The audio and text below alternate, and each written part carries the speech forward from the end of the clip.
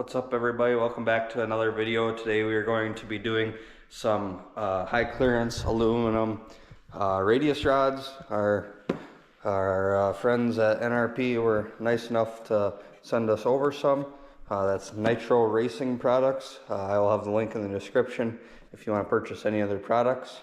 So here's how they come packaged. Really nice. They're really solid packaging. They're not going to go anywhere. And they also have zip tied the bushings into them so they don't fall out. So I will go ahead and pull these out and put them on the table, and then I will go ahead and start showing you how to take the stock ones off and then put these ones on. Alright, so here they are out of the package.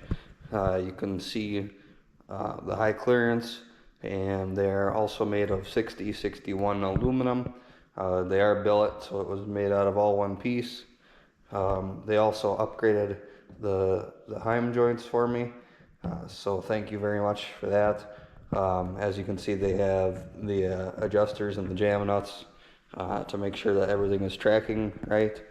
And so we will go ahead and get started putting them on the machine. The first thing that we're going to do is jack up the back end, and then we are going to go ahead and take the wheels off, and then from there we should be able to take the stock radius rods off.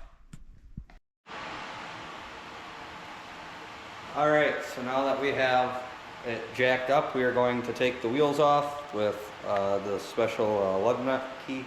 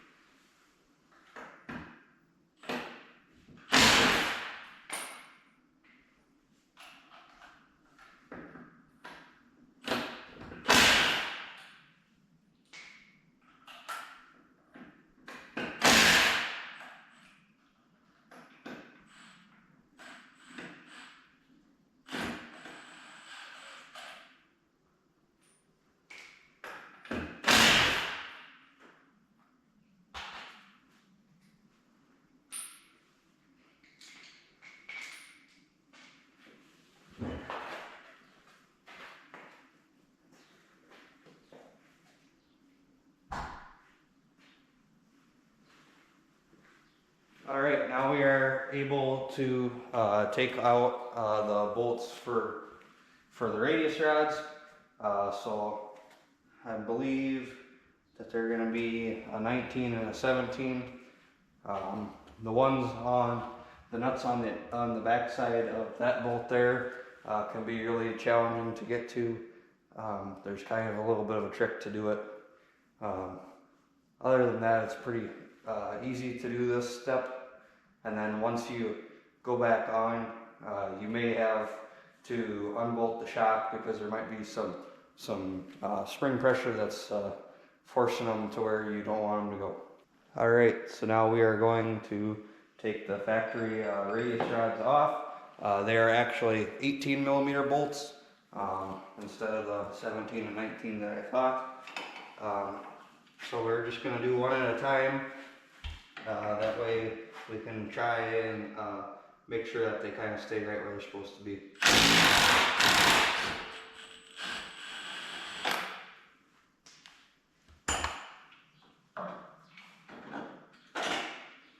Alright, so there we have the bolts for this side off. There is a washer on it. Make sure that you know where that goes. And now we'll go to the tricky one. Like I said, there's kind of a little bit of a trick to get it. If you have an open end, you'll need an open end on the inside to reach down to the nut and beyond. Usually the nut falls down in there, so you'll want to make sure that you have a magnet tool. That way you can go down there and kind of fish it out. But once that's done, you should be able to pull your old radius rod out. You can kind of inspect the bushings. Obviously you can see that they're real dirty, so they're not moving the best anymore. So that's another reason why you should get some different radius rods. These bushings, they just don't seem to last that much, and if you get some sort of squeaking going on, most of the times it comes from your suspension bushings. It can come from your shocks, but mainly it's your radius rods. Alright, so once you have your bolts out, I recommend taking a little bit of Scotch-Brite and cleaning up the bolt surface. Make it easier to slide back in. Also help prevent a little bit of the squeaking that you may hear in the future. So just take the time right now and take a little bit of Scotch-Brite, clean them up. Doesn't take a whole lot. Don't go over the threads with the Scotch-Brite. If you want to clean the threads out, use a thread chaser, or use a pick and be careful in between the threads. So make sure you clean up your bolts, and then once you're ready to go back in, I also recommend putting some grease on them, onto the sliding surfaces of the bolts. That way it not only lubricates the bushings and the joints a little bit, but also reduce the squeaking as well. And you don't have to get the bolts perfectly clean, but as long as you can not feel any catches with your finger as you go over them, then it's probably good enough. And then go ahead and put a little grease on them, and then go ahead and slide back through. Alright, so this is a little while later. It turns out that we had a little bit of a mix-up when I received the parts and got the wrong ones. So now I have the correct ones, and I went ahead and verified the lengths of each one, like I was previously doing, making sure that they now align with those measurements. Be careful, because you can have a lot of the bushings fall out.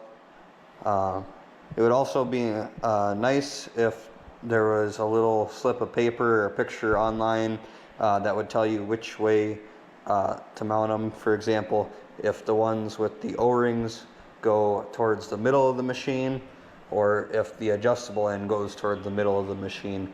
It was a little hard to come up with how they are supposed to go, but I believe from looking at other pictures of other similar ones, I believe that the non-adjustable end should go towards the middle.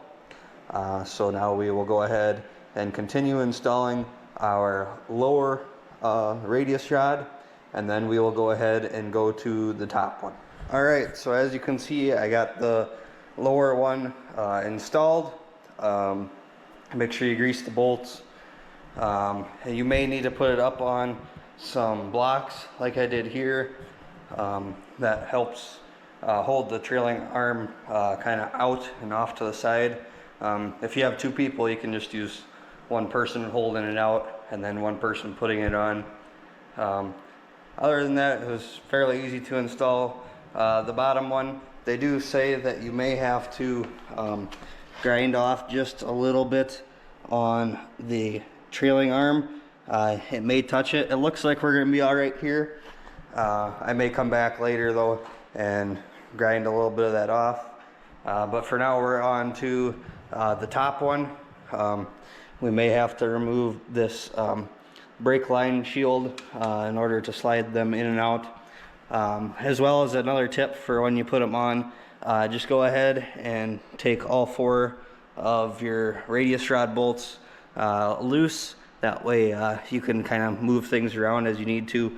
I wouldn't take them all the way off, as then it's a little harder to get everything back going together.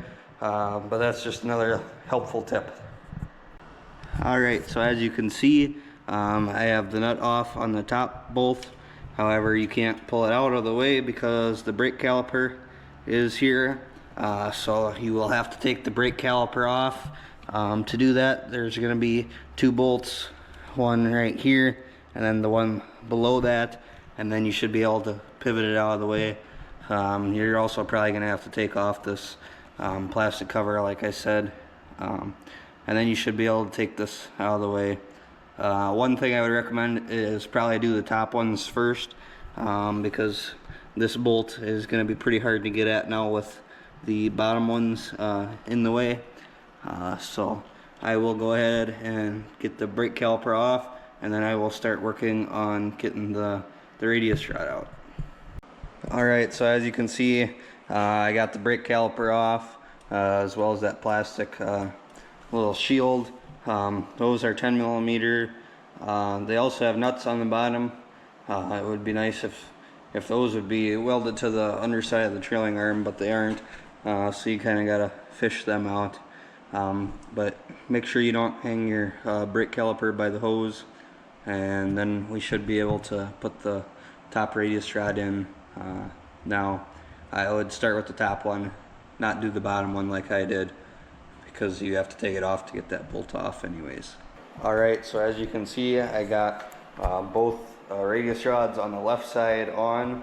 They're completely bolted up. One small thing to mention is this plastic cover that goes on over the brake line to prevent that from rubbing against your rim. It looks like it's going to need a little modification right there to make that work, but that's easy enough. If you have a little Dremel or something, just cut out a little piece of that way it can go over the top, and then that should go on there fine. And then your left side would be completely done, and you can go ahead and put your tire back on. I'm going to go ahead and do the same thing on the right side over there, and then I will come back to you once I have them both on. Alright, so as you can see, I have both sides on. Like I said, those plastic covers to go over the brake line to make sure it doesn't rub on the rim, I need to cut a little bit out of them, and then I will have them on, and then we are ready to put the wheels back on. But as you can see, that's how it looks. There's definitely a significant increase of clearance, as well as they're aluminum now. All one piece of aluminum should make them a little stronger, as well as the joints that are in them. They are, I believe, the upgraded ones that they sell, so they should last longer and not wear out as much. Alright, so as you can see, I have those plastic pieces on. I did carve out a little bit with my Dremel, just enough to get them to fit, and then I figure over time that if it's not quite an exact fit, that they'll wear down before the radius rods, because they're obviously plastic. So now we are ready to go ahead and put the wheels back on it, and then that will conclude this video. Alright, so as you can see, we have the wheel put back on, and here is the look of one side. As you can see, when you lower down on the wheels, the radius rods will actually go lower than this piece, but you still may want to carve this out, because if you ever hit full droop on your suspension, then it'll hit and rub. So yeah, there's one side, and then there's the other, and did the same thing with that plastic piece over there. So it was a pretty easy install. We want to send a thank you over to Nitro Racing Products for sending these radius rods out. And if you wanted to get yourself a pair of these, you can go ahead to the link in the description. I will have their website on there. You can also like and subscribe to our channel. We do many product reviews. We have many coming up, so be sure to catch us on another video, and make sure to leave your comment of what you want to see next.